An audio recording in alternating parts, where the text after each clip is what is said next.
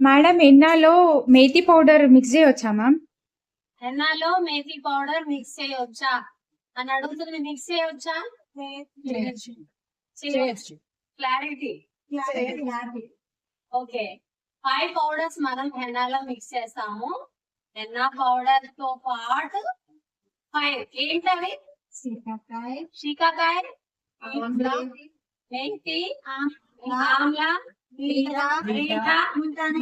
ముల్తానీ మిట్టి. మళ్ళీ చెప్పండి.